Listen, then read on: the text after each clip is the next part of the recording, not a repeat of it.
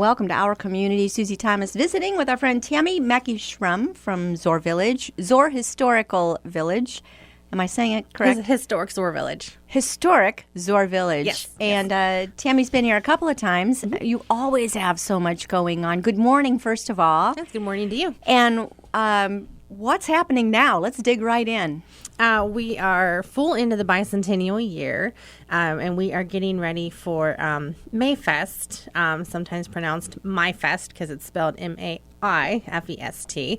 And it is a German celebration of spring, so it's kind of our first big major festival to help kick off the bicentennial season. Is this something that you celebrate every year, or we're doing it because of the bicentennial? This year we're doing it for the bicentennial, but if people really enjoy it, I think it'll be a regular event. And Mayfest, spelled that way because this is a German tradition, or yes, do we know the roots of it? It's just a traditional German celebration of springtime, and everything's waking up and starting to bloom, and why not celebrate after the long winter? Hallelujah, yes. Winter's over. Yes. Well, good idea. So what is going on for Mayfest? Mayfest, this is the first year, so we've been kind of playing it by ear, but I think we're finally getting the schedule all set. In the morning at 9 a.m., we are actually doing the National Historic Landmark Dedication Plaque Ceremony. What morning?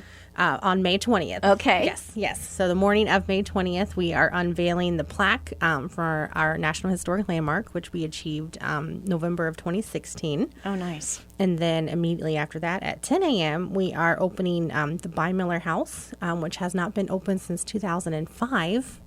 And that will be opened as an art gallery. And then that is when Mayfest festivities officially start, is at 10 a.m. You always get to go into these old buildings. All right, the By Miller House, help me remember, is that one that has been renovated, or is this a new structure based on the old building? Is this one of the originals? What are we talking about here? It was built in the 1860s. Wow. It had, in 2005, it got major damage from a flood. The foundation completely collapsed, and the rest of the house started to crack since the foundation had collapsed. So since they had to do a major restoration anyway, they raised the foundation up 6 inches, took it apart brick by brick, numbered them all, put it back together brick by brick. Oh, my goodness. So the same bricks are in the same places. Same brick in the same places. And then since they were doing all of this anyway, there had been some additions like in the 1920s, but they took all that away and stripped it back down to its 1860s original condition. That's so wonderful. Was anybody living in it at the time? At the time, no. It was a museum building, but all the artifacts, everything had to be moved out since it had such a major collapse. Were you able to rescue some of those artifacts? Yes. They were all rescued, and they were put in different places in different buildings for storage until it was able to be opened again. Oh, my goodness. What kinds of things will we find in the By Miller House, Tammy? The By Miller House will be an art gallery. We have the first floor completed. This year we're focusing on the Cleveland School of Artists, who had a artist colony down in Zoar. They'd come down and paint the Zoar buildings, especially around the garden. So August Bealey was kind of the most famous of those, and he'll have a lot of his paintings on display. That just sounds awesome. All right, so that's reopening. Grand reopening. Yes. And that will be with a ribbon cutting? Or yes. Okay. Yeah, 10 a.m. we'll have a ribbon cutting. And then it'll be open throughout the day so everyone can come in and see the art. And I should ask, for any of these, is there a charge for a one-time fee, or do you pay as you go into different things that you decide to go into, or how does that work? During Mayfest, everything is free that Whoa. day. Yes. Okay. Yes. Normally, we charge $8 for admission, and that gets you into all the buildings that we have open that day.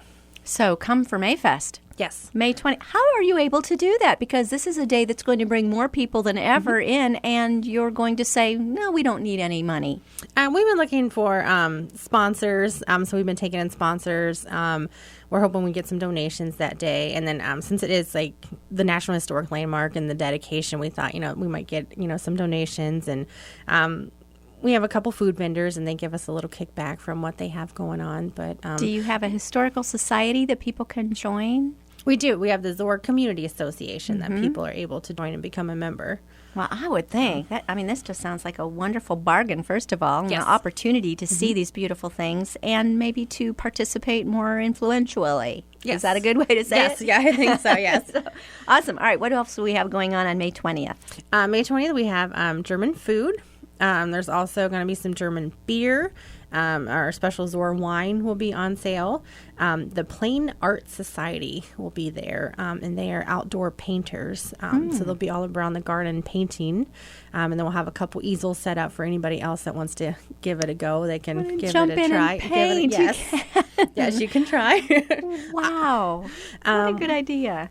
We are also in the afternoon going to have some carriages and some side saddle riders going throughout town. Wow. And we're also encouraging anybody that has any photographs of Zor to bring them down. We're going to have a scanner set up.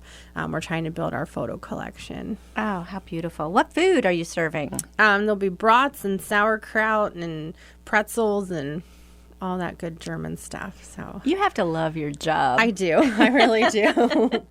Oh, that's so fun. All right, so that is May 20th. Is Mayfest one day, or there's some other things going on? It is one day, but the next day in town, if anybody wants to come on the 21st, we're having an antique tool show. Oh. Now, will that be something where these are shown, or are they going to be auctioned off, or can people purchase, or will it just be kind of an educational thing where you find out how things used to be used? It's another company that's coming in, and it'll be a sale. But But I'm sure they'll have some demos, and they'll be able to explain if anybody's curious, too, about some of the old tools. Have you seen some of the old tools yet? Do you know, like from their website or working with them, what are some of the things they're going to be bringing? Not the ones that they have on sale, but we have some old tools, and I just call it the spinny thing and this gadget, so I'm not inept in old tools. So in your position, have you started to learn how they did things? Because honestly, I think if we would get thrown into the 1800s, we'd all starve and die, because what's this for? Right. And how do you... There's nothing to turn on. There's no electricity. So what in the world? Have you been learning how they actually functioned day by day? You learn little things here and there, and we try to do historic demonstrations. So there's certain things like I could churn butter, I think, and I could make some soap. So I'd have some I could, yes, have some sort of use. But oh my gosh, if the big one happens, I'm finding you. all right, everyone come down to Zor. We'll get it. We'll all be fine. Yes, yeah. Tammy will churn our butter, and we'll make some soap, and we'll have butter on stuff, and we'll be clean. Yes. That's awesome. What do you make soap out of? Soap is made out of lye, which you get from wood ash, and then from rendered animal fat. It's a long process. Uh-huh. And churning butter, I used to do this with kindergartners. You just keep pumping until it finally turns into... turning, yes. And again, a long process. Yes, yeah. Oh. Nothing was easy back then. No, well, that's why they checked out about the age of 35. Right. So they were done. Yes. So, okay, but in the middle of all of this, I mean, Mayfest is thrown into an already busy year for you because you're celebrating a bicentennial. So what else is going on? In June, we have Dog Fest, which is really fun. Say that again? It's Dog Fest. Dog Fest. Dog Fest, okay. Yes, and it is what it sounds like. It's a festival for dogs. The Buckeye Dock Dogs come down. They have a large pool that they set up, and dogs either jump out into the pool as far as they can to get a duck decoy, or they jump up as high as they can and land in the pool. But then we do a pet parade, a pet and owner lookalike contest, costume contest, and then there's a lot of dog vendors around town, and the dogs really take over Zor during Dog Fest. Have you done this before? This is our 4th year. So you have done it, and it went well enough you're doing it again. Yes. I'm going to guess that Zor would be a place I'd be nervous to bring a dog, because you don't want them running into these beautiful historic gardens or going places they shouldn't go or doing things dogs do. Right, we have bags for okay. that, so. I'd be nervous about this, and yet you're inviting them. Mm-hmm. That's so gracious of you. I mean, Zor is a place for everybody and everything, so that's what we try to get them out there. The dogs have to wait outside if the owner wants to go inside the historic buildings, but like you said, there's the garden, there's the walks around the outside. We got stuff to do for the dogs. They can try, it's called lure coursing, where they try to chase around a duck. And then there's a barn hunt where they smell something and try to find what it is they're smelling. You have activities for the dogs. Yes, we do. They chase lures. Yes, they chase lures. They can do obedience. They can, like I said, try to find something that they're hunting for. And then the night before the festival begins, they are able to try the dock jumping too if they want to try it. So. Oh my goodness. Do people need to register their dogs for this ahead of time? Yes, and they can go to the Buckeye Dock Dogs website and register there for the Try Dock Dogs is what it's called. Try Dock Dogs. Dock Dogs. Yes. Okay. I have never heard of anybody doing this before.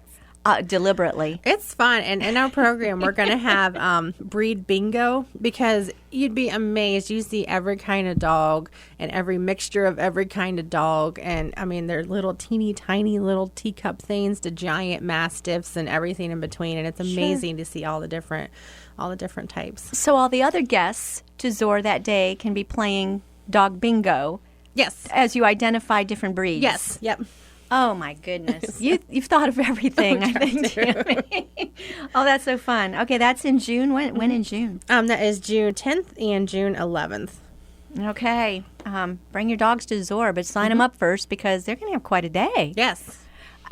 Do you recommend that's a good day for children to be there, or are you focusing on people with dogs? I would encourage families to come out, especially if the children are comfortable around dogs. If they're not, I mean, the village is full of dogs. Be ready that there will be lots of dogs. Yeah, but it's neat as a family, too, to come and see the buildings of Zor, but then also, like I said, see all the different kinds of dogs, and they're almost all friendly and looking forward to being pet by every stranger possible. So, yeah, if that's something that your kids are comfortable with, I'd say absolutely. But I love that you have activities specifically for them. Yes, yeah. This is too fun. Even with the art gallery, we're going to have paw painting for the dogs to try. Paw painting. Paw painting, yes. So, okay, and a way to wipe off their paw. Sorry to be such a neat freak, but... But we have doggy pools around anyway in case the dogs get hot and then step they can in. Yes, yeah. Okay, otherwise I'm thinking of permanent little doggy prints all along You'll the tell paths where they went, yes. Oh my goodness. All right, too fun. What else have you got up your sleeve? So that's in June. We have July, we have our Harvest Festival, which is our antique show in our artisan tent. We actually moved that back. It used to be the first weekend in August, but now it's the last weekend in July.